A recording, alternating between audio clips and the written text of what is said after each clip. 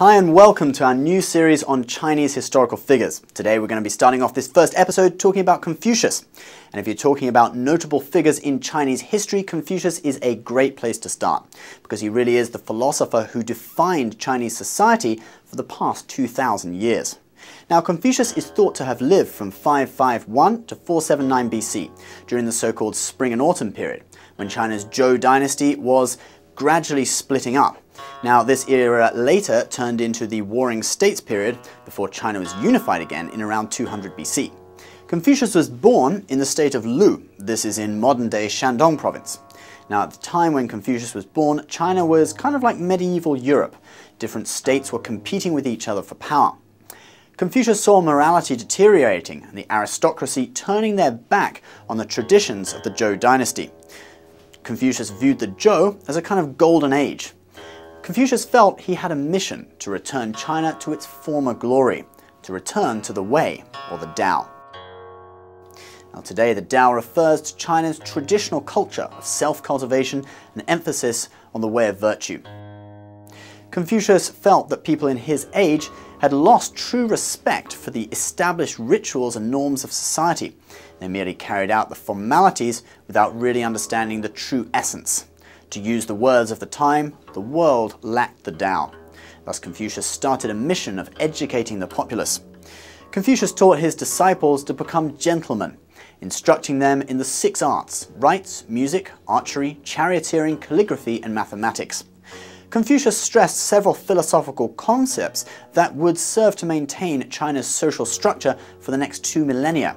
These include benevolence, righteousness, propriety, wisdom, and faithfulness, as well as loyalty and filial piety, or the respectful relationship between subordinates and their superiors, such as sons and their fathers, or subjects and their rulers. Confucius was never employed in any significant government post during his lifetime.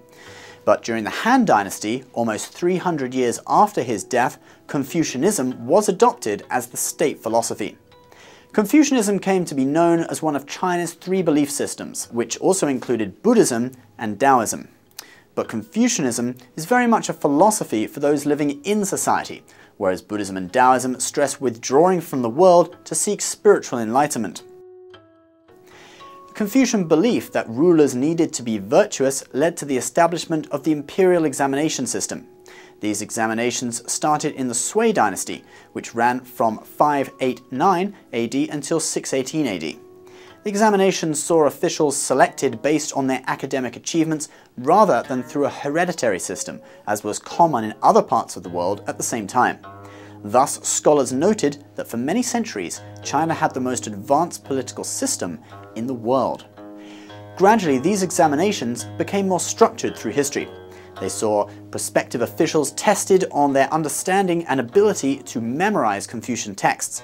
Their answers during the exams had to demonstrate the well-cultivated thinking of a Confucian gentleman. The exam system ended a few years before the fall of Imperial China in 1911.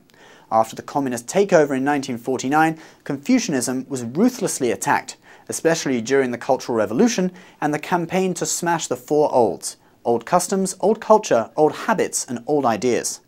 Since Confucianism had been at the very core of Chinese society for 2,000 years, the communist regime's attack against Confucianism can really be seen as an attack against the very essence of Chinese culture. But Confucianism has survived, particularly due to the preservation of the customs in Taiwan and by Chinese living overseas. Today, when speaking of traditional Chinese culture, Confucius can be seen as one of the most influential figures from ancient times right up until present day. His teachings at the very heart of China's traditional culture of self-cultivation and emphasis on virtue.